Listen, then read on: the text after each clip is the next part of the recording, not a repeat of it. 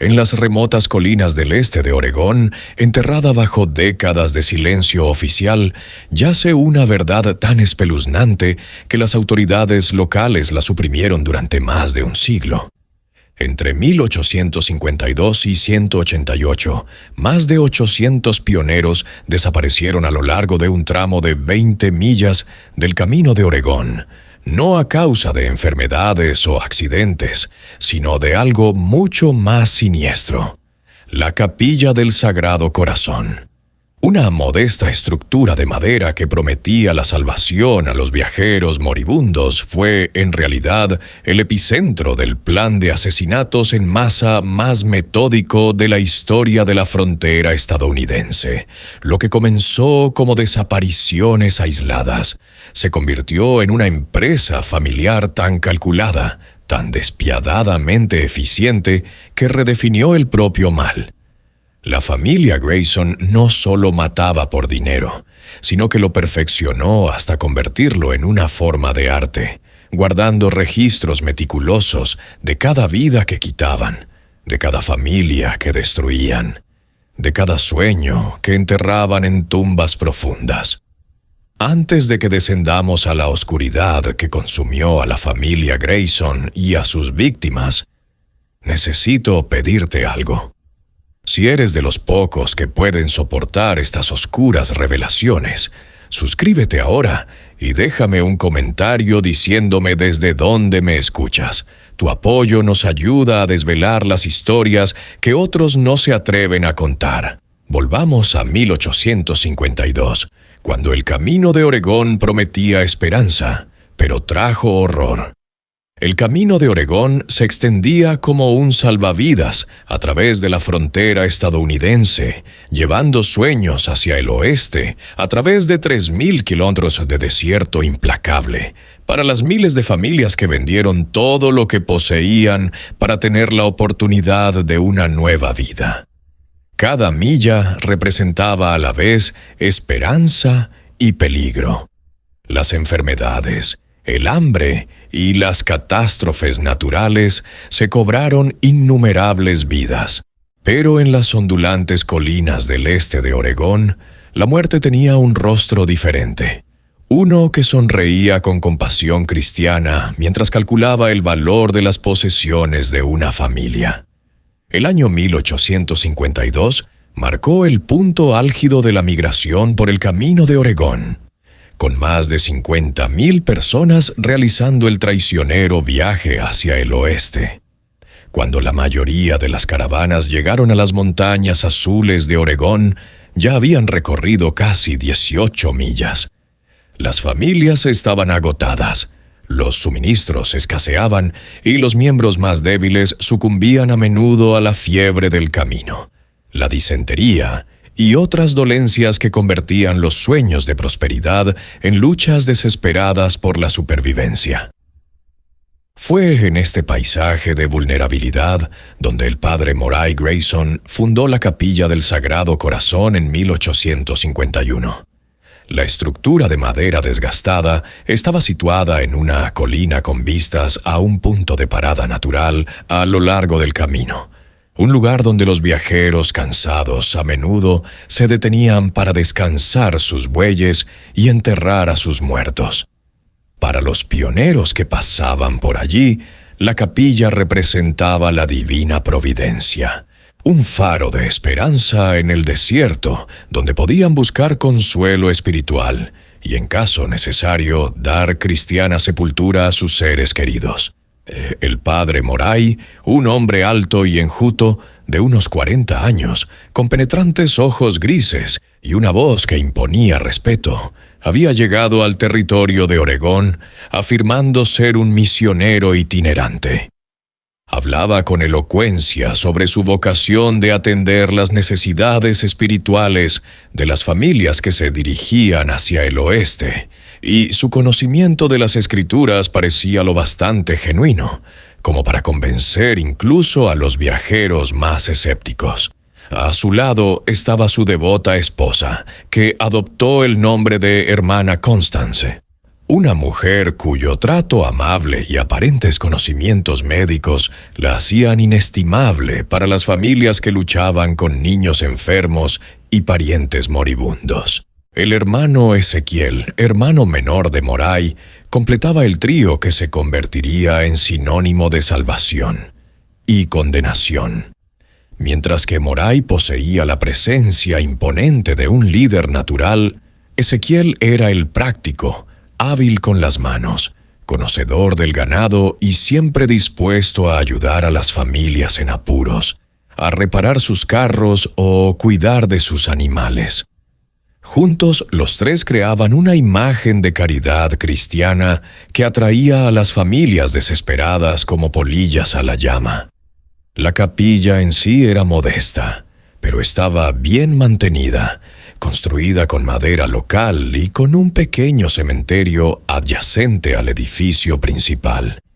En el interior, los bancos toscamente labrados daban a un sencillo altar adornado con una cruz de madera que Moray afirmaba haber tallado él mismo.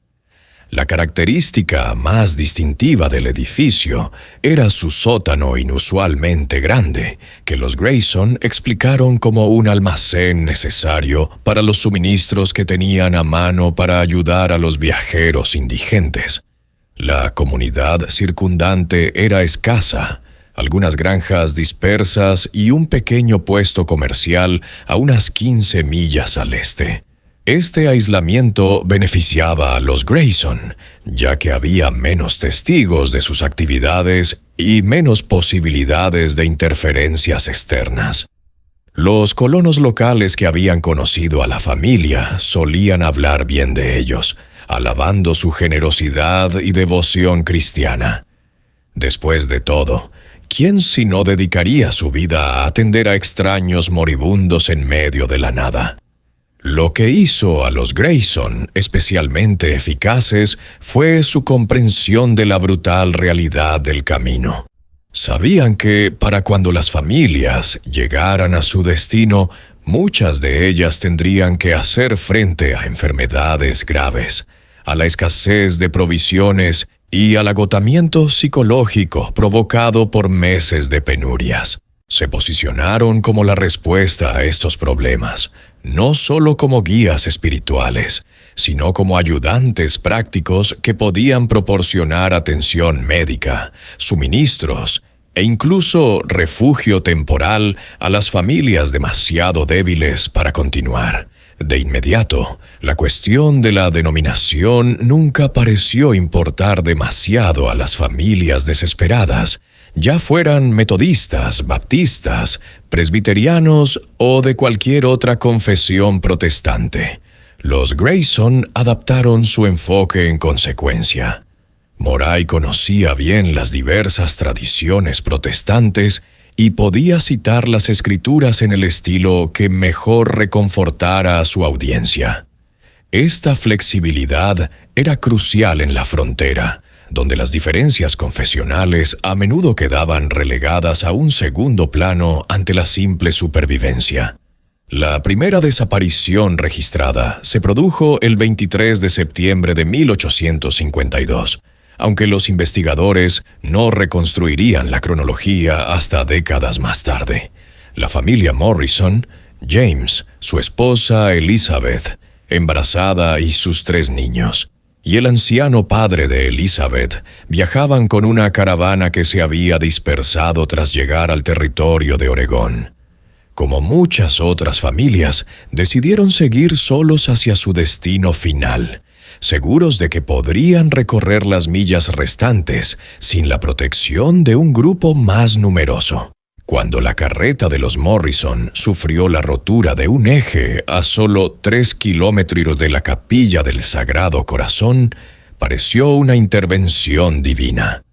James Morrison sería citado más tarde en los registros territoriales diciendo que la capilla parecía un regalo del Todopoderoso cuando la vio desde la cresta donde su carreta se había roto. El hermano Ezequiel, que parecía tener una extraña habilidad para aparecer justo cuando los viajeros más necesitaban ayuda, llegó a la carreta averiada pocas horas después del accidente. «Hermano», dijo Ezequiel con la cadencia lenta y mesurada que se convertiría en su seña de identidad, «el Señor te ha colocado cerca de nuestra humilde capilla por una razón. La hermana Constanza ha dado a luz a muchos bebés, y tu Isabel parece dispuesta a dar a luz cualquier día de estos. El padre Moray consideraría un honor proporcionaros santuario mientras reparáis vuestro carro y os preparáis para la bendita llegada». La familia Morrison aceptó agradecida la invitación y se trasladó a la pequeña cabaña adyacente a la capilla que los Grayson mantenían exactamente para tales fines. Durante días, todo pareció perfectamente normal. La hermana Constance cuidaba de Elizabeth con delicadeza. El hermano Ezequiel ayudaba a James a reparar la carreta, y el padre Moray proporcionaba consuelo espiritual a la ansiosa familia. Los niños jugaban en el patio de la capilla, mientras el padre de Elizabeth, Samuel, descansaba sus huesos artríticos en la cómoda mecedora de la cabaña. Al cuarto día, las cosas empezaron a cambiar. El padre de Elizabeth fue el primero en caer enfermo, quejándose de fuertes calambres estomacales y náuseas. La hermana Constance lo atribuyó al mal del camino, un término genérico para referirse a las diversas dolencias que aquejaban a los viajeros, y empezó a administrar lo que ella llamaba remedios bendecidos, que preparaba con hierbas y otros ingredientes que guardaba en el sótano de la capilla. El Señor proporciona la curación a través de la generosidad de la naturaleza, decía mientras mezclaba sus brebajes. Pero a veces el cuerpo debe purgarse de toxinas antes de que pueda comenzar la curación. A las pocas horas de tomar la medicina de la hermana Constance, el estado de Samuel empeoró drásticamente. Su piel adquirió una palidez grisácea. Su respiración se volvió dificultosa y empezó a experimentar violentos episodios de vómitos y diarrea. James Morrison, cada vez más alarmado, preguntó si debían buscar ayuda en el puesto comercial del este, pero el padre Moray aconsejó paciencia. «Hermano James», dijo el predicador poniendo una mano tranquilizadora en el hombro del joven, «he visto esta enfermedad muchas veces en el camino. Debe seguir su curso. Mover a Samuel ahora seguramente lo mataría. Debemos confiar en el tiempo del Señor y en los dones curativos de la hermana Constance». Al sexto día, el pequeño Tommy Morrison, de 7 años, empezó a mostrar síntomas similares a los de su hermana Mary de CCO. La hermana Constance trabajó incansablemente preparando más remedios, administrando lo que ella llamaba tratamientos purificadores y vigilando a los miembros de la familia cada vez más enfermos. Para Santiago e Isabel, aún sanos, pero agotados por el cuidado de sus seres queridos, la mujer parecía una santa enviada por Dios para ayudarles a superar la prueba. La verdad era mucho más siniestra. Los remedios benditos que la hermana Constance administraba con tanta devoción aparente contenían dosis cuidadosamente dosificadas de arsénico que los Grayson habían descubierto que se podía obtener de las explotaciones mineras locales con el pretexto de controlar las plagas, los síntomas, calambres estomacales, náuseas, decoloración de la piel y, finalmente, insuficiencia orgánica imitaban a la perfección los de diversas enfermedades del camino, por lo que los asesinatos eran prácticamente indetectables para los afligidos miembros de la familia, que ya habían sido testigos de tantas muertes y sufrimientos durante su viaje hacia el oeste. Samuel Morrison murió el 7º día, seguido de Tommy el 9º y Mary el 11. Todas las muertes fueron acompañadas de elaborados rituales cristianos a cargo del padre Moray, que habló conmovedoramente de la unión de los fallecidos con su Padre Celestial y de la búsqueda de la paz tras su sufrimiento terrenal. Los restantes miembros de la familia, devastados por el dolor, pero agradecidos por el apoyo espiritual de los Grayson, nunca cuestionaron la rápida sucesión de muertes. Después de todo, se sabía que familias enteras habían sucumbido a la enfermedad en el camino. Lo que no sabían era que cada noche, después de que los afligidos supervivientes se hubieran agotado con el llanto y la oración, el hermano Ezequiel registraba sistemáticamente las posesiones de la familia, haciendo inventarios detallados de todo lo que tuviera valor. Los Morrison habían sido relativamente prósperos en Missouri y su carromato contenía muebles finos, herramientas de calidad, reliquias familiares y una cantidad considerable de monedas de oro que James había cosido en bolsillos ocultos de su ropa. Al 12º día, el propio James Morrison empezó a experimentar los síntomas reveladores. Elizabeth, en las primeras fases del parto y aterrorizada por la posibilidad de perder a su marido, a sus hijos y a su padre, suplicó a la hermana Constance que hiciera todo lo posible por salvarlo. La respuesta de la mujer sería recordada más tarde como particularmente escalofriante por quienes finalmente descubrieron la verdad. «Mi querida niña», dijo Sor Constanza cogiendo las temblorosas manos de Elizabeth, «algunas enfermedades son la forma que tiene Dios de llamar a sus hijos a casa. No debemos cuestionar su sabiduría, solo confiar en su misericordia. Su marido se reunirá con sus preciosos bebés en el paraíso y usted criará a su nuevo hijo sabiendo que su familia la espera en la gloria». James Morrison murió el harto día, pocas horas antes de que Isabel diera a luz a un hijo que solo viviría lo suficiente para ser bautizado por el padre Moray. Cuando la propia Elizabeth sucumbió a la misma misteriosa enfermedad 3 días después, toda la familia Morrison había sido aniquilada en menos de 3 semanas. Para cualquier observador externo que hubiera preguntado por el destino de la familia, los Grayson tenían una explicación perfectamente razonable. Los Morrison habían llegado enfermos y agotados del camino. Habían contraído una forma virulenta de disentería que a veces afectaba a familias enteras y habían muerto a pesar de los esfuerzos de los cuidadores cristianos, que habían arriesgado sus propias vidas para proporcionarles consuelo en sus últimas horas. El padre Moray les había dado cristiana sepultura en el cementerio de la capilla, y sus bienes habían sido consagrados a la obra del Señor, un eufemismo de robo que sonaba apropiadamente piadoso. Pero la desaparición de la familia Morrison era solo el principio. Los Grayson habían descubierto algo que transformaría sus vidas y aterrorizaría el camino de Oregón durante los siguientes 36 años: el asesinato.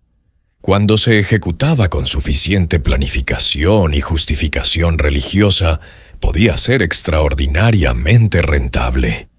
El éxito de su primera aniquilación familiar enseñó a los Grayson valiosas lecciones que darían forma a su metodología durante décadas. Aprendieron que las familias aisladas eran objetivos más fáciles que las que viajaban en grupo, que la aparición gradual del envenenamiento por arsénico imitaba a la perfección las dolencias comunes del camino y que su autoridad religiosa les otorgaba una credibilidad casi ilimitada ante personas desesperadas y afligidas que necesitaban a alguien a quien culpar, además de a Dios por su sufrimiento. Y lo que es más importante, descubrieron que el camino de Oregón les proporcionaba un suministro interminable de víctimas a las que no echarían de menos durante meses, si es que lo hacían alguna vez. A diferencia de las comunidades asentadas, donde las desapariciones eran rápidamente detectadas e investigadas, el camino estaba lleno de familias de paso, cuyo paradero exacto era desconocido para los parientes del este. Una familia que desaparecía en Oregón no podía esperar contactar con sus seres queridos hasta pasados 6 meses o más, e incluso entonces los peligros de la vida en la frontera proporcionaban innumerables explicaciones plausibles para su silencio. En los meses siguientes a los asesinatos de Morrison, los Grayson perfeccionaron su operación con precisión metódica. Establecieron patrones y procedimientos que les servirían a lo largo de los años. El hermano Ezequiel se convirtió en su explorador recorriendo los senderos para identificar objetivos prometedores, familias con evidente riqueza, personas que viajaban solas o en pequeños grupos y sobre todo personas que ya sufrían enfermedades o problemas mecánicos que las hacían vulnerables a las ofertas de ayuda. La hermana Constance desarrolló sus técnicas de envenenamiento experimentando con diferentes dosis y métodos de administración para lograr la máxima eficacia y mantener al mismo tiempo una negación plausible.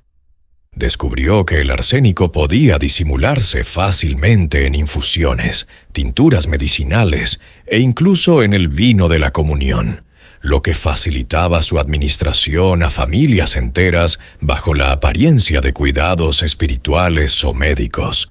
El padre Moray, por su parte, perfeccionó la manipulación psicológica que mantenía sumisas a las víctimas, incluso cuando sus seres queridos morían a su alrededor. Se convirtió en un experto en leer los antecedentes confesionales de las personas y ajustar su enfoque teológico en consecuencia. Para las familias metodistas, hacía hincapié en la curación divina y el poder de la oración. Para los presbiterianos, en la predestinación y el plan definitivo de Dios. Para los bautistas, en la salvación personal y la promesa de la reunión celestial. La propia capilla sufrió sutiles modificaciones para apoyar su empresa asesina. El sótano se amplió y se dividió en secciones. Una zona para guardar las pertenencias de las víctimas, otra para preparar soluciones de arsénico y una tercera que servía de morgue temporal, donde guardar los cadáveres. Mientras los Grayson decidían los métodos de eliminación, también cavaron una serie de tumbas sin nombre en una arboleda detrás de la capilla, lugares que acabarían albergando los restos de cientos de sus víctimas. El invierno de 1852 a 1853 proporcionó a los Grayson un tiempo valioso para planificar y preparar la temporada de matanzas del año siguiente. Aprovecharon los meses en los que el camino estaba prácticamente vacío para ordenar las posesiones de la familia Morrison y decidir qué conservar, qué vender y qué esconder. También establecieron su primer contacto con los traficantes del mercado negro en los grandes asentamientos de Oregón, entablando relaciones con hombres que no hacían preguntas sobre el origen de los productos que compraban. El hermano Ezequiel demostró ser especialmente hábil en este aspecto de su operación. Su rostro honesto y sus modales francos le hacían creíble cuando afirmaba estar vendiendo posesiones en nombre de familias que habían decidido regresar al este o que habían fallecido por causas naturales. Aprendió a espaciar sus ventas entre varias comunidades y a dirigirse a distintos tipos de compradores para distintas categorías de bienes. Los muebles finos y los artículos para el hogar iban a parar a colonos adinerados que buscaban mejorar sus casas. Las herramientas y el equipo agrícola se vendían a granjeros prácticos. Las joyas y los metales preciosos iban a parar a comerciantes especializados. En esos artículos, en la primavera de 1853, los Grayson habían pasado de asesinos aficionados a depredadores profesionales con un sofisticado conocimiento de su oficio. Habían resuelto los problemas prácticos de selección de víctimas, metodología de asesinato, eliminación de cadáveres y obtención de beneficios. Y lo que es más importante, se habían creado una imagen pública que los situaba prácticamente fuera de toda sospecha. La primavera de 1853 trajo consigo un renovado tráfico de pistas y nuevas oportunidades para la empresa de la familia Grayson.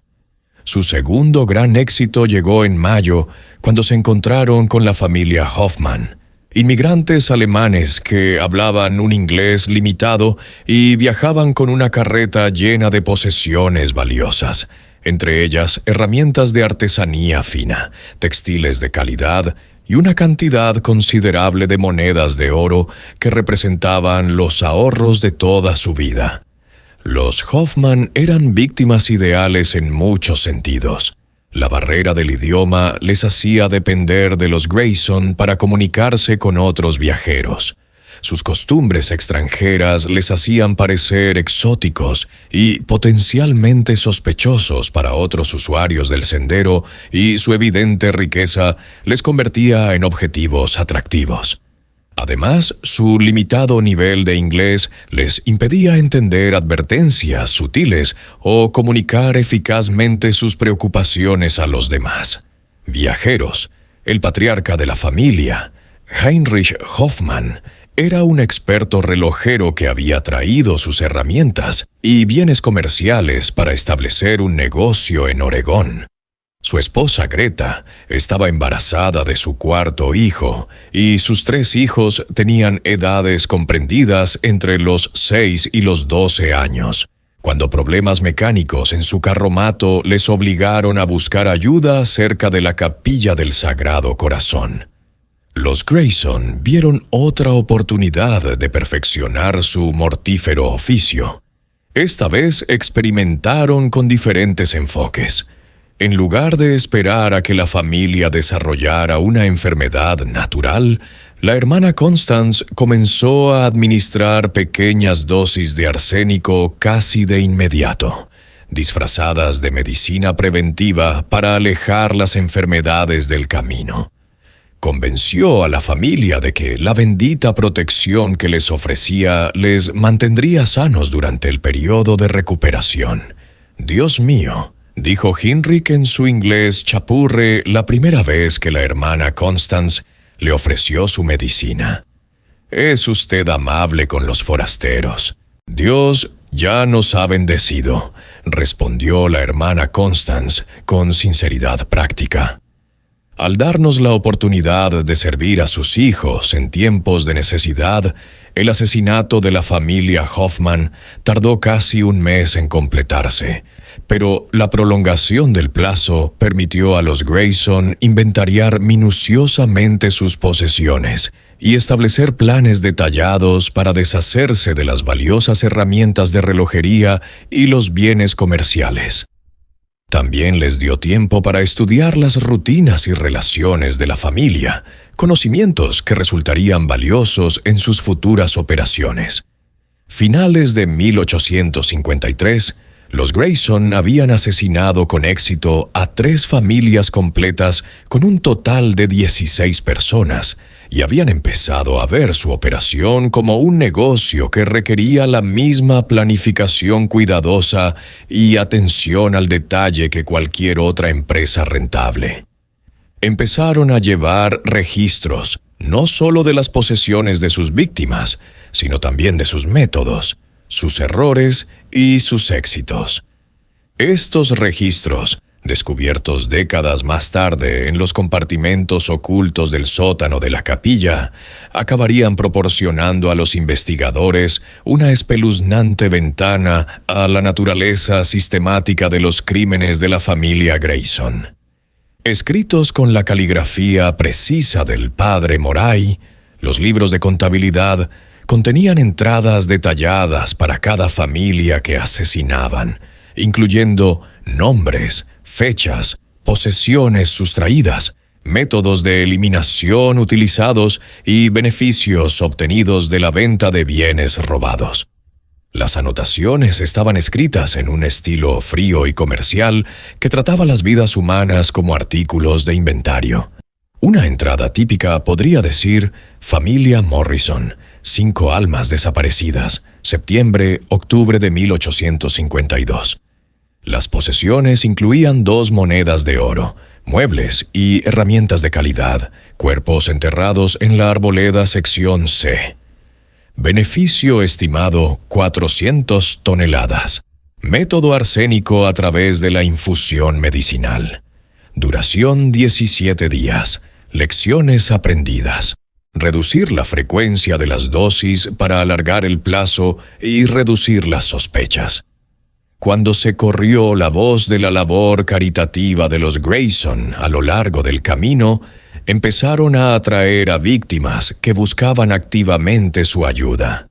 Las familias que habían oído hablar de la buena gente cristiana que proporcionaba ayuda a los viajeros, a veces buscaban específicamente la capilla del Sagrado Corazón, cayendo directamente en la trampa que los Grayson habían construido tan cuidadosamente. Metódica estrategia de los Grayson para cometer asesinatos en masa evolucionó significativamente durante su segundo año de actividad. Habían aprendido de sus primeras experiencias que el éxito requería no solo técnicas de asesinato eficaces, sino también sistemas sofisticados para gestionar todos los aspectos de su empresa mortal. El padre Moray, con su mente analítica y sus dotes de liderazgo, empezó a tratar su operación como un negocio que casualmente implicaba asesinatos, en lugar de como una serie de asesinatos al azar. El verano de 1854 marcó un punto de inflexión en su metodología, cuando se encontraron con la familia Weatherby de Tennessee. Charles Weatherby era un antiguo oficial confederado que había decidido buscar fortuna en Oregón en lugar de reconstruir su plantación devastada por la guerra. Viajó con su esposa Margaret, sus hijas gemelas Sarah y Susan, de 15 años, y el hermano menor de Margaret, David, un hábil herrero que había traído su juego completo de herramientas profesionales. Lo que hacía significativo el caso Weatherby no era solo su riqueza, aunque Charles había convertido la mayor parte de los bienes que le quedaban en monedas de oro y joyas, a que mantenía ocultas en un compartimento especialmente construido en su vagón, sino su inteligencia y su suspicacia natural. Charles había sido un oficial militar entrenado para fijarse en los detalles y evaluar las amenazas. Cuando la carreta de Weatherby tuvo problemas con las ruedas cerca de la capilla, Charles se resistió inicialmente a las ofertas de ayuda de los Grayson. Había oído historias de viajeros que habían aceptado la ayuda de extraños y nunca habían vuelto a ser vistos. Y algo sobre el lugar aislado y el momento oportuno de la aparición del hermano Ezequiel le inquietaba. «Aprecio su caridad cristiana», dijo Charles al padre Moray durante su primer encuentro. «Pero tenemos los conocimientos y las herramientas para hacer nuestras propias reparaciones». Sin embargo, el padre Moray se había convertido en un experto en leer a la gente y adaptar su enfoque en consecuencia. En lugar de insistir, se retiró con elegancia, mencionando casualmente que la hermana Constanza había visto signos de enfermedad en la zona, posiblemente cólera o disentería, y sugiriendo que la familia podría considerar quedarse hasta que estuvieran seguros de que ninguno de ellos había estado expuesto. «Por supuesto, hermano Charles», dijo Moray con aparente comprensión. Un hombre sabio protege a su familia, pero faltaría a mi deber cristiano si no mencionara que la hermana Constance ha estado tratando varios casos de fiebre del rastro en las últimas semanas. Los síntomas pueden tardar en manifestarse y viajar estando infectado puede propagar la enfermedad y debilitar las defensas del organismo. La mención de la enfermedad tuvo exactamente el efecto que Moray pretendía. Margaret Weatherby, ya agotada por meses de vida en el sendero y preocupada por la salud de su hija, empezaron a reconsiderar su rápida partida, cuando el joven David desarrolló una fiebre leve al día siguiente. Una fiebre que la hermana Constance afirmó que era un síntoma temprano de la enfermedad regional. La resistencia de la familia se desmoronó. Quizá sugirió Margaret a su marido: deberíamos aceptar su oferta de refugio solo hasta que estemos seguros de que David no está gravemente enfermo. Charles aceptó a regañadientes, pero su entrenamiento militar le hizo mantener un nivel de alerta que supuso un reto para los Grayson. A diferencia de sus víctimas anteriores, que se habían mostrado desesperadas y agradecidas, Charles lo observaba todo con ojos calculadores y hacía preguntas punzantes sobre los antecedentes de la familia y el destino de otros viajeros que habían buscado su ayuda. Los Grayson se adaptaron proporcionándole historias cuidadosamente elaboradas sobre su exitoso trato a familias anteriores. Le enseñaron el cementerio de la capilla y le señalaron tumbas que, según ellos, pertenecían a viajeros que habían llegado ya moribundos y habían recibido cristiana sepultura. Incluso le presentaron cartas testimoniales, documentos falsos, supuestamente escritos por familias agradecidas que se habían recuperado de enfermedades graves y habían continuado sanas y salvas hasta su destino. «Hermano Charles», le dijo el padre Moray una tarde mientras estaban sentados en el porche de la capilla, «comprendo su cautela. Un hombre que ha servido a su país aprende a confiar con cuidado. Pero considere esto. Si quisiéramos hacerle daño, ¿no habríamos actuado ya? ¿No habríamos elegido objetivos más fáciles que un soldado entrenado con armas y ojos vigilantes? La manipulación psicológica fue sutil, pero eficaz. Al reconocer las sospechas de Charles y su pasado militar, Moray le hizo sentirse respetado e inteligente. Al señalar que sería un objetivo difícil, el predicador hizo que la idea de ser un objetivo pareciera menos probable, lo que es más importante. Al demostrar una aparente franqueza y honestidad, fue bajando poco a poco las defensas de Charles. Los asesinatos reales de la familia Weather tardaron casi 6 semanas en completarse, lo que representaba el cronograma más largo que los Grayson habían intentado hasta entonces. La hermana Constance comenzó con dosis extremadamente pequeñas de arsénico, administradas a través de agua, que según ella había sido bendecida para la curación y recomendada para prevenir la propagación de enfermedades. Las dosis eran tan pequeñas que los síntomas se desarrollaron muy gradualmente, pareciendo más una enfermedad natural que un envenenamiento. David, el más joven y físicamente más débil de la familia, sucumbió primero. Su muerte pareció confirmar las advertencias de Sor Constanza sobre la enfermedad regional y la gratitud de la familia por sus cuidados durante sus últimos días les hizo confiar aún más en sus conocimientos médicos. Charles, entrenado para analizar situaciones del campo de batalla, empezó a notar patrones que le perturbaban.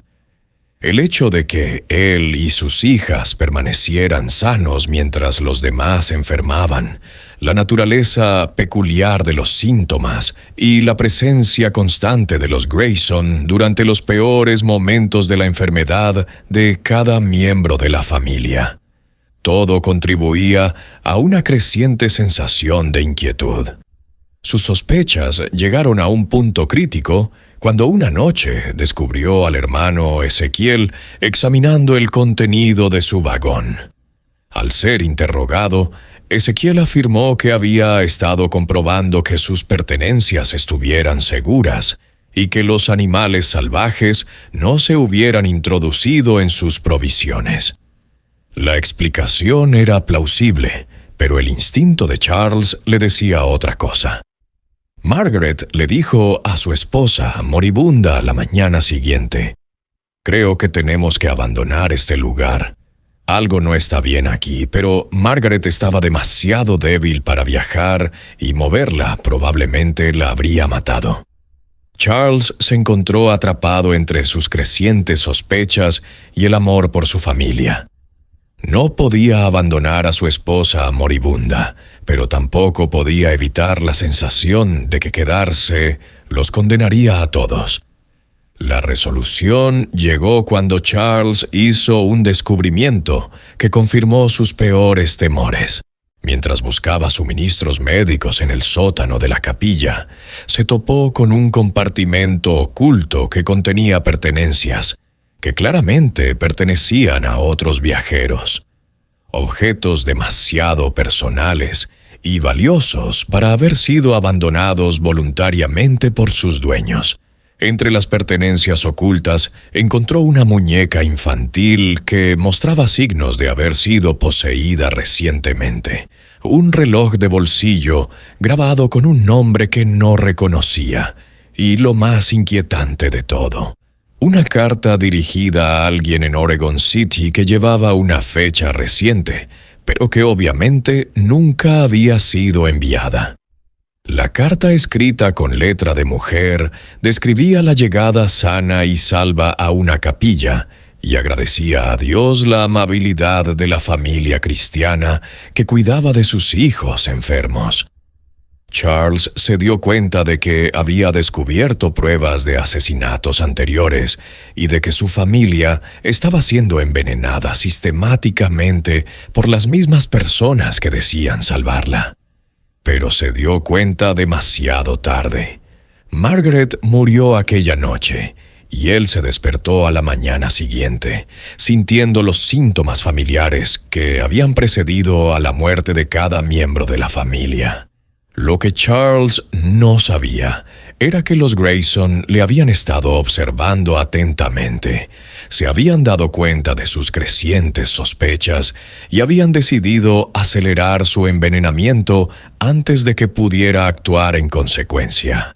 El padre Moray había vertido una gran dosis de arsénico en la cena de Charles, asegurándose de que el ex soldado estuviera demasiado débil para representar una amenaza, mientras Charles agonizaba con sus hijas gemelas a su lado. Hizo un intento desesperado de advertirles de la verdadera naturaleza de los Grayson, pero sus palabras fueron desestimadas como las divagaciones de una mente febril, y las niñas siguieron confiando en las personas que las estaban asesinando lentamente. El caso Weatherby enseñó a los Grayson varias lecciones importantes. Primero, que las víctimas inteligentes y desconfiadas requerían técnicas de manipulación más sofisticadas. Segundo, que alargar la línea temporal de los asesinatos, aunque más arriesgado, en realidad hacía sus crímenes más creíbles y rentables. Tercero, que necesitaban mejores métodos para detectar y controlar a las víctimas sospechosas. Además de sus actividades, lo más importante es que el caso demostró que incluso las personas inteligentes y preparadas podían ser engañadas y asesinadas con éxito si se aplicaban las técnicas psicológicas adecuadas con suficiente paciencia y habilidad. Esta comprensión dio confianza a los Gron a atacar a familias cada vez más ricas y prominentes, sabiendo que sus métodos podían vencer incluso a los viajeros más cuidadosos y suspicaces. El descubrimiento de pruebas de asesinatos anteriores en el sótano de la capilla también llevó a mejorar sus procedimientos de eliminación de pruebas. Comenzaron a quemar objetos personales que pudieran identificar a las víctimas, a fundir joyas y metales preciosos para eliminar las marcas identificativas, y a crear escondites más sofisticados para las posesiones que pretendían conservar o vender más tarde. A finales de 1854, los Grayson habían asesinado a 23 personas de 7 familias, y su operación se había convertido en una sofisticada empresa criminal que generaba sustanciosos beneficios al tiempo que mantenía el más absoluto secreto. También habían empezado a verse a sí mismos, no como criminales, sino como instrumentos de la voluntad divina, que eran recompensados por su servicio al permitírseles prosperar con las posesiones de sus víctimas. El año 1855 marcó un punto de inflexión crucial en la carrera asesina de los Grayson, cuando se encontraron con su primer gran desafío: la supervivencia de una víctima prevista que había presenciado lo suficiente como para exponer toda su operación.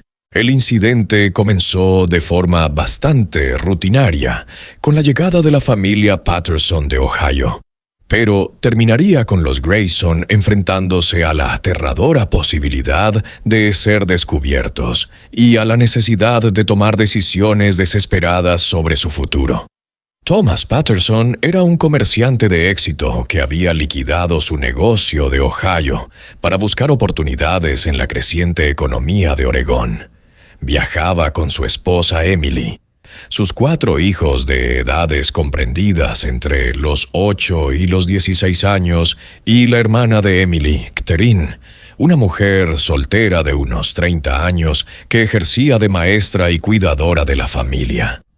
Lo que hacía la familia Patterson especialmente atractiva para los Grayson no era solo su evidente riqueza.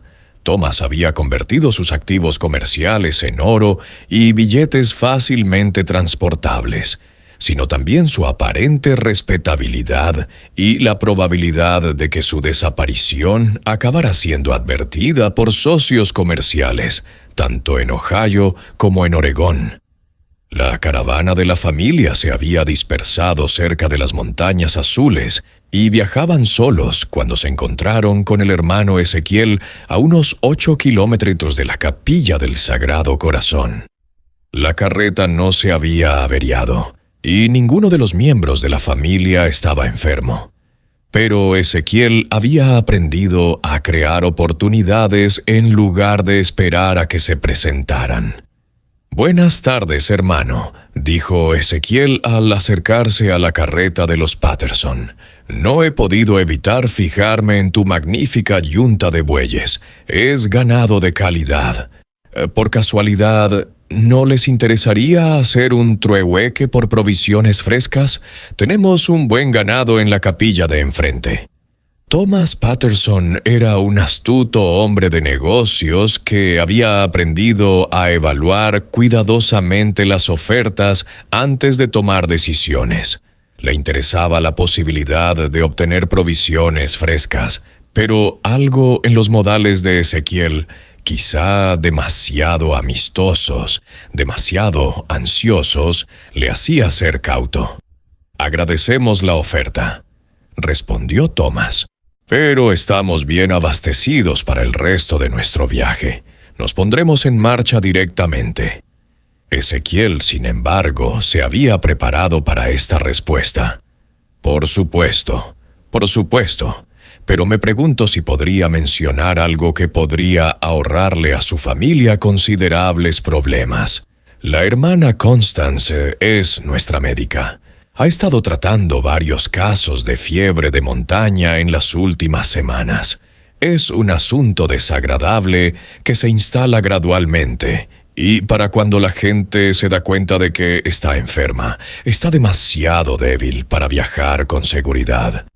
La mención de la enfermedad tuvo el efecto deseado en Emily Patterson, que inmediatamente empezó a preocuparse por la salud de sus hijos. Fiebre de Montaña preguntó: «No hemos oído nada sobre enfermedades en la zona».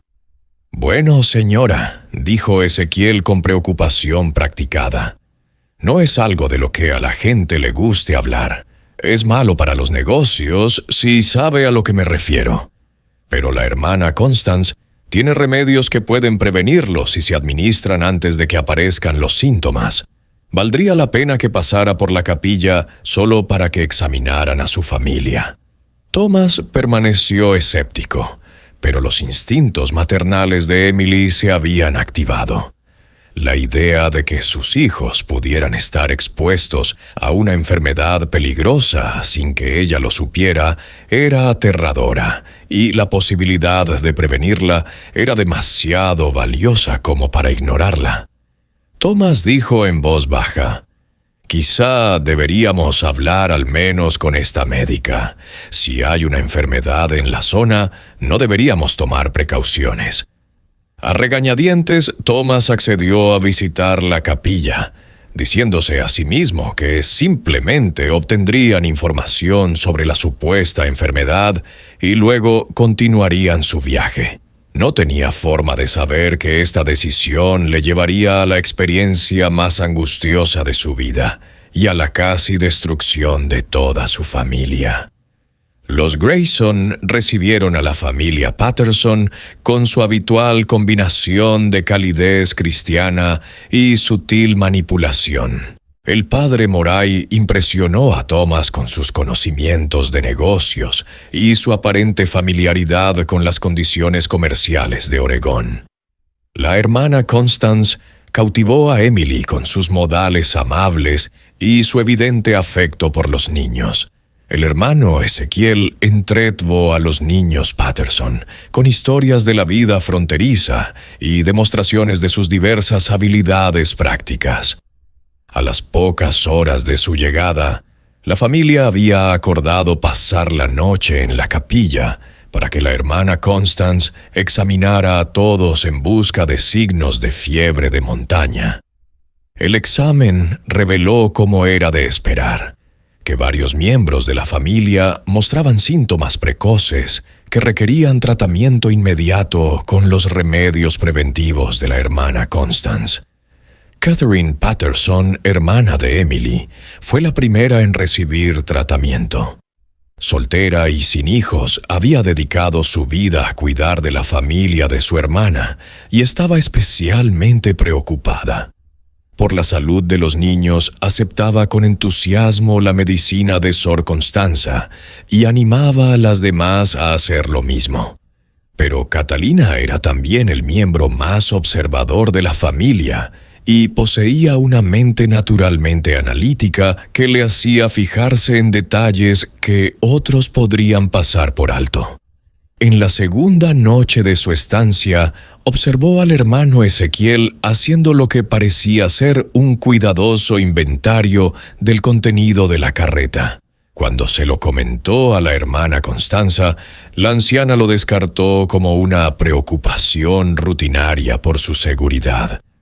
«El hermano Ezequiel comprueba todas las pertenencias de nuestros huéspedes», explicó la hermana Constanza. «Hemos tenido problemas con robos en el pasado y queremos asegurarnos de que no falte nada mientras las familias están bajo nuestro cuidado». La explicación parecía razonable, pero Catherine seguía notando pequeños detalles que la inquietaban. La forma en que los ojos del padre Moray se detenían en el reloj de oro de Thomas. El hecho de que la hermana Constance siempre preparara sus medicinas en privado, sin permitir nunca que nadie observara el proceso, y la peculiar coincidencia de que cada miembro de la familia que recibía tratamiento parecía desarrollar síntomas que requerían tratamiento adicional. Las sospechas de Catherine llegaron a un punto crítico el cuarto día, cuando descubrió a la hermana Constance añadiendo un polvo blanco a la medicina destinada al pequeño Timothy Patterson, el hijo menor de la familia. Cuando Catherine preguntó por el polvo, La hermana Constance afirmó que era sal bendita que potenciaba las propiedades curativas de las hierbas. Pero Catherine había crecido en Ohio, donde su padre había sido farmacéutico, y reconoció que el aspecto cristalino del polvo no concordaba con el de la sal común. Y lo que era más importante, se dio cuenta de que la hermana Constance se ponía nerviosa y a la defensiva cuando se le preguntaba por sus métodos, muy diferente de la serena confianza que solía mostrar.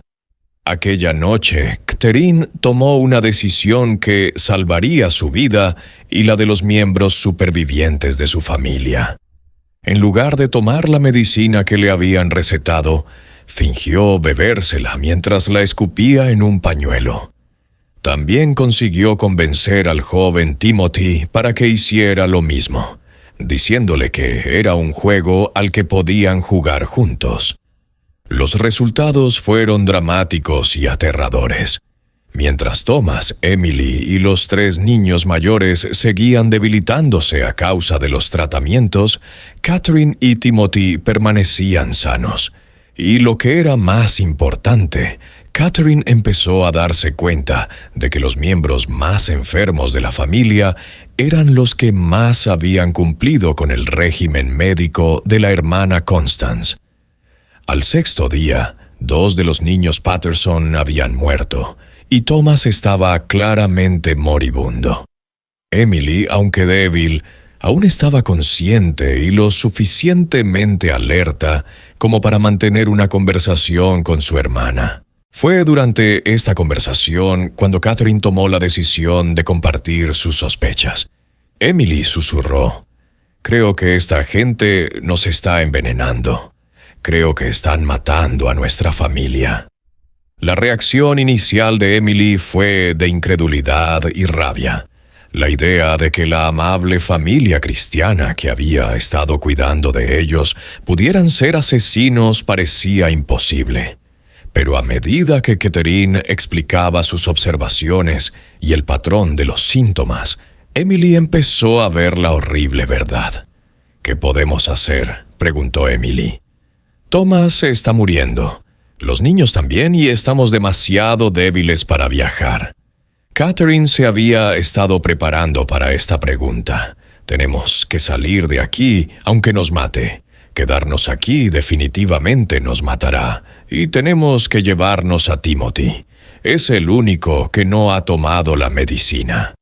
El plan de huida que ideó Catherine era desesperado y peligroso, pero representaba su única oportunidad de sobrevivir.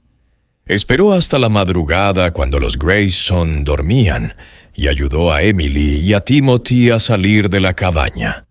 Thomas estaba de los almacenes del sótano.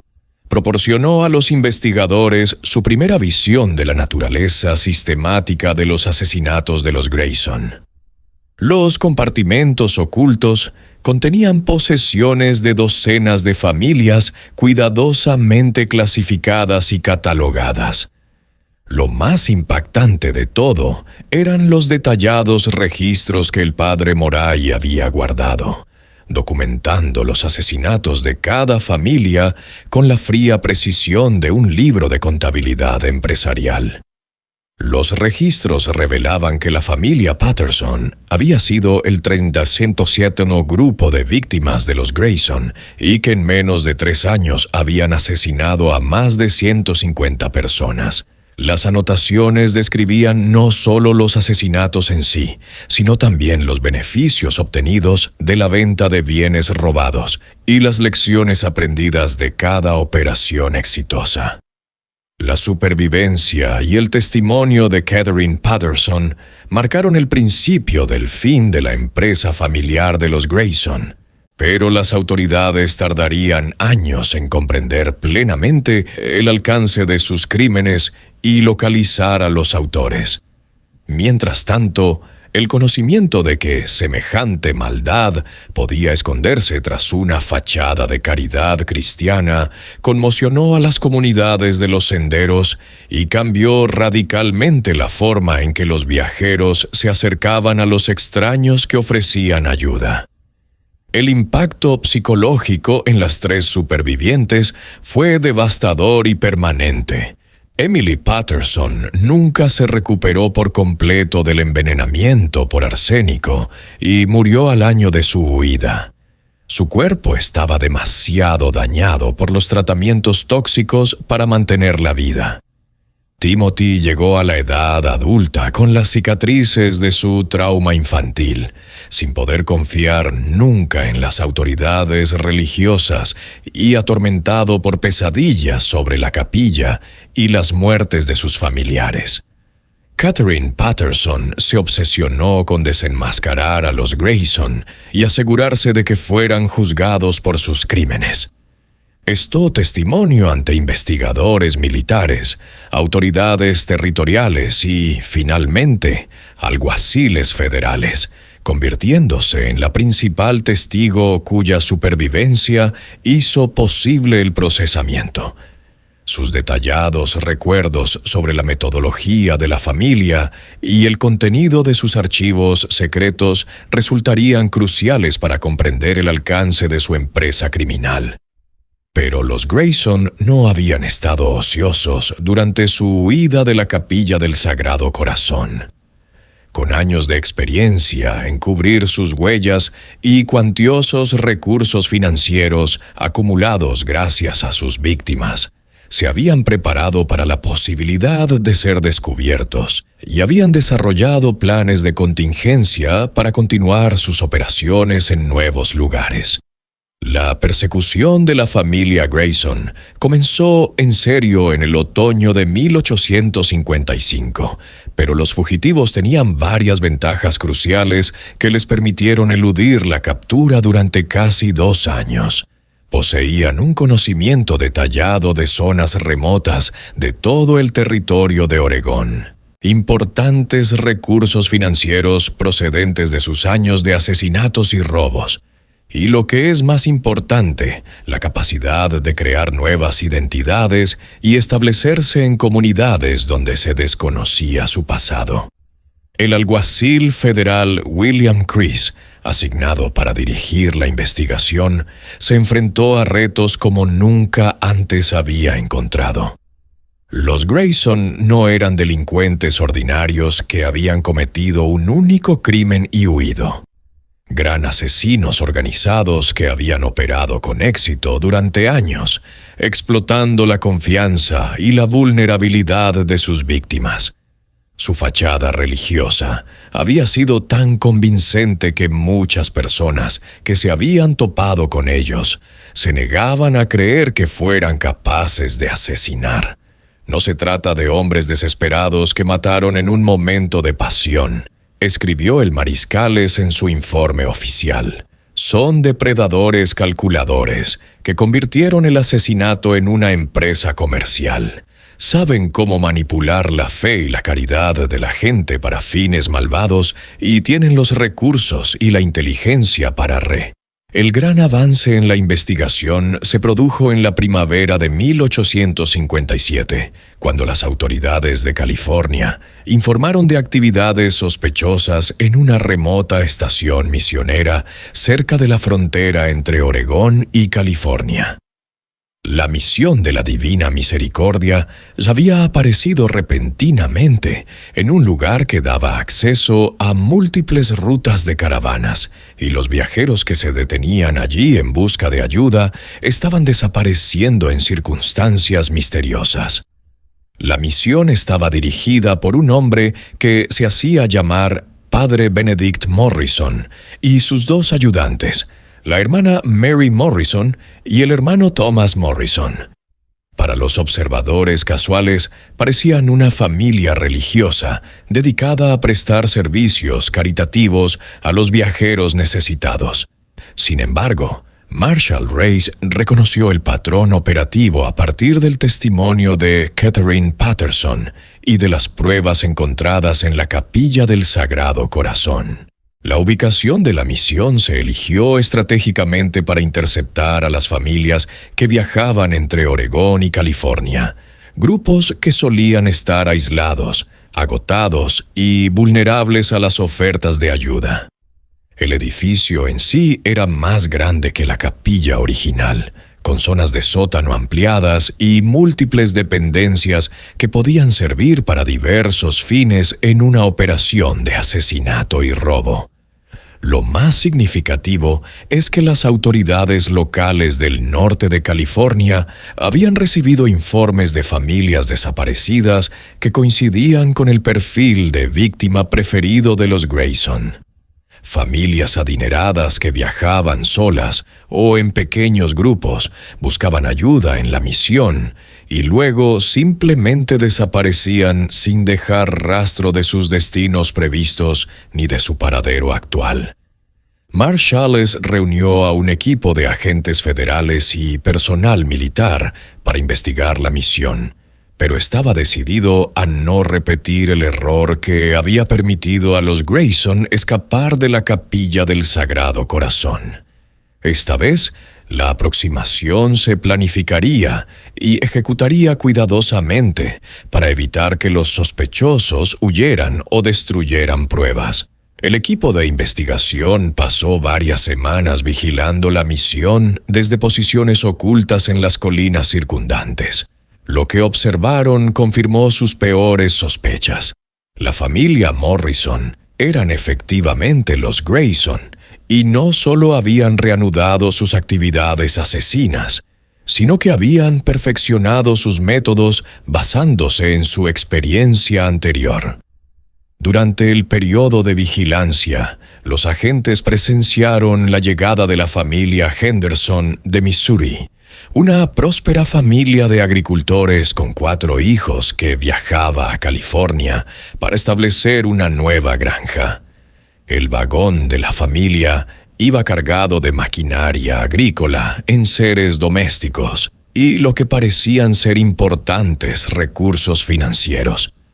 El acercamiento de los Grayson a la familia Henderson siguió su patrón establecido con inquietante precisión. El padre Morey, que ahora se hacía llamar padre Benedict, saludó a la familia con aparente calidez e inmediatamente comenzó a evaluar su riqueza y vulnerabilidad.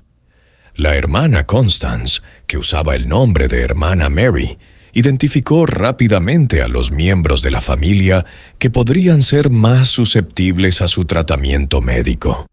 Sin embargo, el equipo de vigilancia también observó nuevos elementos en la operación de los Grayson que demostraban cómo habían evolucionado sus métodos. Habían reclutado a varios cómplices, hombres del lugar que se hacían pasar por comerciantes y exploradores legítimos, pero que en realidad servían de vigías y ayudantes en el proceso de asesinato. También habían desarrollado técnicas más sofisticadas para deshacerse de los cadáveres y ocultar pruebas. Lo más escalofriante de todo fue que los agentes observaron cómo los Grayson ensayaban diferentes métodos de aniquilación familiar. En lugar de confiar únicamente en el envenenamiento gradual con arsénico, experimentaron con métodos de acción más rápida que podían eliminar a familias enteras en cuestión de días en lugar de semanas. Al parecer, habían llegado a la conclusión de que su línea de tiempo anterior era demasiado arriesgada y que los asesinatos más rápidos tendrían menos probabilidades de llamar la atención. El mariscal Chris se enfrentó a un terrible dilema mientras veía cómo la familia Henderson caía en la trampa de los Grayson. Intervenir inmediatamente podría salvar a la familia Henderson, pero también permitiría a los Grayson escapar de nuevo, potencialmente para reanudar sus actividades en otro lugar. Esperar a tener más pruebas podría proporcionar la evidencia necesaria para un enjuiciamiento exitoso, pero es casi seguro que resultaría en la muerte de personas inocentes. La decisión se tomó por él cuando uno de sus agentes observó al hermano Ezequiel administrando lo que parecía ser una gran dosis de veneno al hijo menor de los Henderson, El niño que había estado sano y activo esa mañana enfermó violentamente de repente después de beber leche que Ezequiel le había entregado personalmente. «Nos movemos ahora», dijo Gris a su equipo. Arredada en la misión de la Divina Misericordia, comenzó al amanecer del 15 de junio de 1857, casi 2 años después de la fuga de los Grayson de la Capilla del Sagrado Corazón. Agentes federales y personal militar rodearon el recinto mientras la familia aún dormía, impidiendo cualquier posibilidad de fuga o destrucción de pruebas. Lo que encontraron en el interior de los edificios de la misión superó incluso sus peores expectativas.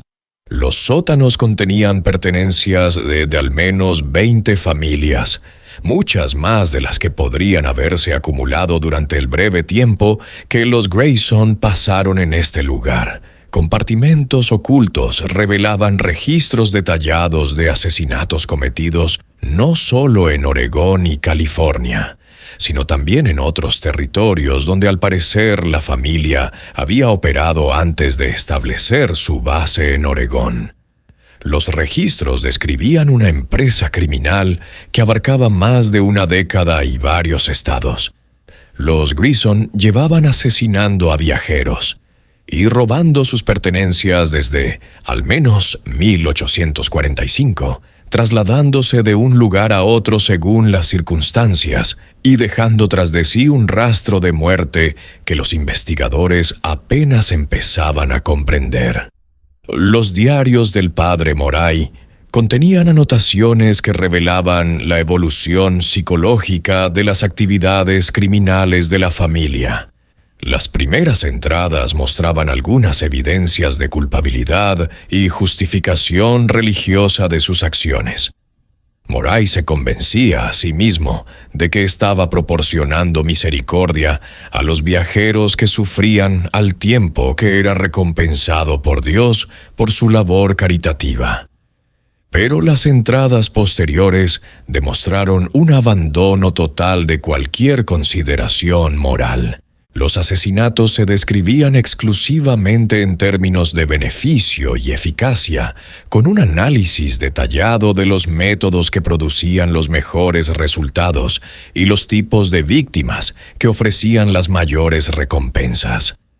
Los diarios parecían los registros comerciales de una empresa especialmente exitosa, con vidas humanas reducidas a artículos de inventario y asesinatos tratados como un procedimiento operativo rutinario. Lo más inquietante de todo eran las entradas que describían los planes de futuro de la familia. Moray había estado desarrollando planes para ampliar sus operaciones a múltiples ubicaciones con diferentes miembros de la familia, dirigiendo lugares de asesinatos separados a lo largo de varias rutas de viaje. También había estado experimentando con formas de matar simultáneamente a grupos más grandes de personas, aparentemente motivado por la ineficacia de asesinar a las familias una por una. La captura de la familia Henderson en las primeras fases del envenenamiento permitió a los investigadores salvar sus vidas y obtener testimonios de primera mano sobre los métodos de los Grayson. James Henderson, el patriarca de la familia, proporcionó relatos detallados de cómo la familia había sido manipulada y cómo el proceso de envenenamiento había sido disfrazado de tratamiento médico. «Parecían ángeles enviados por Dios», dijo Henderson a los investigadores. «La hermana Mary era tan gentil con nuestros hijos, tan conocedora del tratamiento de las enfermedades. El padre Benedict hablaba con tanta autoridad sobre las Escrituras y la voluntad de Dios. Si alguien me hubiera dicho que eran asesinos, les habría llamado locos. Las técnicas de manipulación psicológica que empleaban los Grayson eran lo suficientemente sofisticadas como para engañar a personas inteligentes y cultas a las que se había advertido específicamente sobre los peligros de confiar en extraños en el camino. Su autoridad religiosa, combinada con sus aparentes conocimientos médicos y sus auténticas acciones caritativas, crearon una fachada casi imposible de penetrar hasta que fue demasiado tarde. La hermana Constance, cuando finalmente fue interrogada por las autoridades, no mostró ningún remordimiento por su papel en los asesinatos. En lugar de ello, expresó su rabia por no haber podido completar sus tratamientos médicos e insistió en que las familias que habían asesinado estaban mejor muertas que seguir sufriendo las enfermedades del rastro. Esa gente se estaba muriendo de todas formas, le dijo al Marshal Hendricks durante su interrogatorio. Les dimos consuelo en sus últimos días y nos aseguramos de que sus posesiones sirvieran para apoyar la obra de Dios en lugar de malgastarlas. Les proporcionamos una misericordia que no habrían recibido de otro modo. El hermano Ezequiel mantuvo su silencio durante todo el proceso de interrogatorio, negándose a proporcionar información sobre sus actividades o a expresar cualquier opinión sobre sus crímenes. Su comportamiento sugería que se consideraba un fiel seguidor, que se había limitado a obedecer órdenes sin cuestionar sus implicaciones morales. El padre Moray, sin embargo, mostró una personalidad completamente distinta cuando se le confrontó con las pruebas de sus crímenes. El predicador encantador y autoritario desapareció, sustituido por un asesino frío y calculador, que no mostraba ninguna emoción cuando se le presentaban los testimonios de los supervivientes o las pruebas del sufrimiento de sus víctimas. «Ustedes no entienden lo que hemos conseguido», dijo a los investigadores. «Eliminamos a los débiles y a los enfermos, redistribuimos la riqueza de quienes no podían protegerla, a quienes podían utilizarla eficazmente, y proporcionamos consuelo espiritual a personas que de todos modos habrían muerto de forma horrible. Éramos instrumentos de la selección natural y la voluntad divina». El alcance de los crímenes de los Grayson siguió ampliándose a medida que los investigadores analizaban sus registros y los relacionaban con desapariciones sin resolver en todos los territorios occidentales. Familias que habían desaparecido sin explicación, tumbas aisladas descubiertas por viajeros posteriores e informes de enfermedades misteriosas en lugares religiosos remotos empezaron a formar un patrón que apuntaba a la implicación de los Grayson. Cuando se completó la investigación, las autoridades habían relacionado a la familia con los asesinatos de más de 800 personas en varios estados y territorios. El número real era probablemente mayor, ya que muchas de sus víctimas habían sido familias de paso cuyas desapariciones nunca se habían denunciado ni investigado oficialmente. El juicio de la familia Grayson comenzó en septiembre de 1857 y pronto se convirtió en uno de los procesos penales más sensacionales de la historia de la frontera estadounidense. La acusación dirigida por el fiscal general territorial Samuel Morrison se enfrentó al reto de presentar pruebas de crímenes que habían sido cuidadosamente ocultados y víctimas que ya no estaban vivas para testificar. La clave del caso de la fiscalía fueron los meticulosos registros que el padre Moray había mantenido a lo largo de su carrera criminal. Estos diarios proporcionaban relatos detallados de asesinatos individuales, métodos utilizados, posesiones robadas y beneficios obtenidos, escritos de puño y letra de Moray, y conteniendo información que solo los autores podían conocer. Los registros sirvieron como confesiones que no podían ser impugnadas ni explicadas. El testimonio de Catherine Patterson proporcionó un contexto crucial para comprender cómo se llevaron a cabo los asesinatos y cómo la familia había podido engañar a sus víctimas con tanta eficacia. Su historia de supervivencia demostró tanto la naturaleza sistemática de los métodos de los Gron, técnicas de manipulación psicológica que empleaban para mantener el control sobre sus víctimas. El testimonio de la familia Henderson demostró que los Grayson habían continuado y perfeccionado sus actividades asesinas, incluso después de su huida de la Capilla del Sagrado Corazón. Su relato de los intentos de asesinato en la misión de la Divina Misericordia demostró que la familia había aprendido de sus errores anteriores y había desarrollado métodos aún más eficaces para matar rápidamente a familias enteras. Las pruebas físicas encontradas tanto en la Capilla del Sagrado Corazón como en la misión de la Divina Misericordia incluían no solo las pertenencias de las familias asesinadas, sino también las herramientas y suministros utilizados en el proceso de envenenamiento.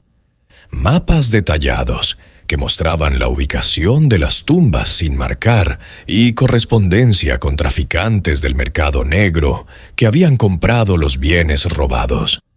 Los abogados de la defensa intentaron argumentar que la familia había estado proporcionando atención médica legítima a los viajeros enfermos y que las muertes habían sido causadas por enfermedades contraídas durante el viaje por los senderos y no por un envenenamiento deliberado.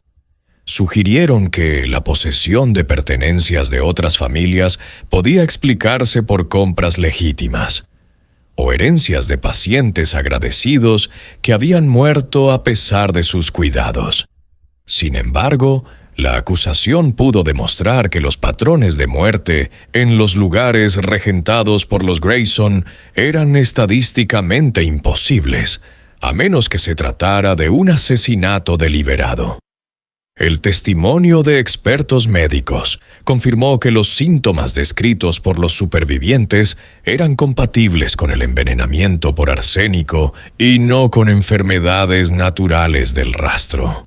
Y lo que es más importante, los propios registros de la familia describían claramente sus actividades como asesinatos cometidos con ánimo de lucro y no como tratamientos médicos proporcionados con fines benéficos. El juicio duró 6 semanas y atrajo la atención nacional, ya que los periódicos de todo el país informaron del asesinato sistemático de familias de Trail por parte de personas que se hacían pasar por misioneros cristianos. El caso puso de manifiesto la vulnerabilidad de los emigrantes hacia el oeste y la facilidad con la que los depredadores podían aprovecharse de la confianza y la desesperación de las familias que buscaban ayuda en zonas aisladas. El padre Moray Grayson fue declarado culpable de asesinato múltiple y condenado a morir en la horca. La hermana Constance Grayson también fue declarada culpable de asesinato y condenada a cadena perpetua, lo que la convirtió en una de las primeras mujeres de la historia de la frontera estadounidense en recibir una sentencia tan severa por actividad criminal. El hermano Ezequiel Grayson fue declarado cómplice de asesinato y condenado a 20 años en la prisión territorial. Las ejecuciones y el encarcelamiento de la familia Grayson marcaron el final de una de las empresas criminales más horribles de la historia de la frontera estadounidense. Pero el impacto de sus crímenes se extendió mucho más allá de las víctimas inmediatas y sus familias. Las comunidades religiosas de los territorios fronterizos se vieron obligadas a enfrentarse a la realidad de que su fe y sus instintos caritativos podían ser explotados por depredadores que sabían cómo manipular la caridad cristiana con fines malvados. Muchos misioneros y trabajadores religiosos legítimos se encontraron con que sus esfuerzos por ayudar a los viajeros se topaban con la sospecha y el miedo, ya que la gente se esforzaba por distinguir entre la auténtica labor caritativa y una posible actividad delictiva. La familia había podido operar durante más de una década sin ser detectada, en parte porque las autoridades de los distintos territorios no disponían de un medio eficaz para intercambiar información sobre actividades sospechosas o personas desaparecidas. El caso dio lugar a mejoras en la comunicación interterritorial y al establecimiento de enfoques más sistemáticos para investigar las denuncias de personas desaparecidas. Catherine Patterson, la superviviente cuyo testimonio había sido crucial para la acusación, nunca se recuperó del todo de su traumática experiencia con la familia Grayson. Pasó el resto de su vida abogando por una mayor protección de los viajeros y colaborando con las fuerzas del orden para identificar e investigar actividades sospechosas en lugares religiosos remotos. Su sobrino Timothy, el niño que sobrevivió al intento de asesinato de la familia, llegó a la edad adulta con secuelas psicológicas que le afectaron toda la vida. Nunca se casó, nunca tuvo hijos y pasó su vida adulta trabajando como guía fronterizo, ayudando a otras familias a evitar los peligros que habían destruido a la suya. Los lugares físicos donde habían operado los Grayson fueron abandonados y finalmente destruidos por las comunidades locales que querían eliminar todo rastro de los horribles crímenes que se habían cometido allí. La capilla del Sagrado Corazón se quemó hasta los cimientos en 1858. Y la misión de la Divina Misericordia se desmanteló y sus materiales se utilizaron para otros proyectos de construcción. Pero el impacto psicológico de los crímenes de los Grayson perduró durante generaciones. Las familias de los territorios occidentales contaban historias sobre los falsos misioneros que habían asesinado a cientos de inocentes, y las utilizaban como advertencia sobre los peligros de confiar en extraños que ofrecían ayuda en senderos aislados. El caso también planteó cuestiones inquietantes sobre la naturaleza del mal y la capacidad de la gente corriente para cometer crímenes extraordinarios. El padre Moray, la hermana Constance y el hermano Ezequiel no habían sido individuos manifiestamente trastornados o visiblemente peligrosos. Habían sido personas inteligentes y elocuentes que se habían hecho pasar por cristianos caritativos durante más de una década. Su capacidad para mantener su fachada mientras asesinaban sistemáticamente a familias inocentes puso en tela de juicio supuestos fundamentales sobre la naturaleza humana y la fiabilidad de la autoridad religiosa. El caso demostró que el mal podía ser metódico, organizado y sostenido durante largos periodos por personas que parecían pilares de sus comunidades. Quizá lo más inquietante de todo fue la constatación de que los Gron habían creído realmente que sus acciones estaban justificadas y se habían convencido a sí mismos de que estaban prestando un servicio al eliminar a viajeros débiles y enfermos, mientras redistribuían sus posesiones entre destinatarios más meritorios. Su arrogancia y falta de remordimiento sugerían una forma de corrupción moral mucho más peligrosa que la simple codicia o la desesperación. Los asesinatos de la familia Rayon son un recordatorio de que la frontera estadounidense, no sin talo, estuvo marcada por el valor y la determinai unta toneren de los pioneros honrados, sino también Chamartorón y Eni por los depredadores que trataron de aprovecharse de su vulnerabilidad y confianza. Las 800 personas que murieron a manos de los falsos misioneros representan un oscuro capítulo de la historia de la expansión hacia el oeste, un capítulo que revela toda la gama de la capacidad humana, tanto para el bien como para el mal. Su historia es un testimonio de la importancia de la vigilancia, de los peligros de la confianza ciega y del terrible precio que pueden pagar personas inocentes cuando el mal se disfraza de rectitud. Al final, los crímenes de los Grayson nos recuerdan que los depredadores más peligrosos suelen ser aquellos que saben exactamente cómo explotar nuestros instintos más nobles para sus propios fines malévolos. Hoy, más de un siglo y medio después de que los Grayson encontraran la justicia, su historia sigue atormentando la memoria colectiva del oeste americano. Las familias que destruyeron, la confianza que traicionaron y las vidas que truncaron sirven de recordatorio permanente de que el mal puede florecer allí donde la vulnerabilidad y la desesperación humanas crean oportunidades para la explotación.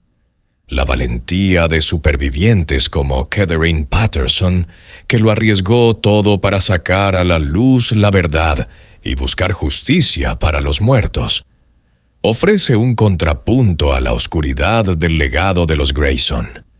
Su testimonio no solo llevó a los asesinos ante la justicia, sino que también salvó innumerables vidas futuras al alertar peligros que planteaban los depredadores que utilizaban la autoridad religiosa para enmascarar sus actividades delictivas.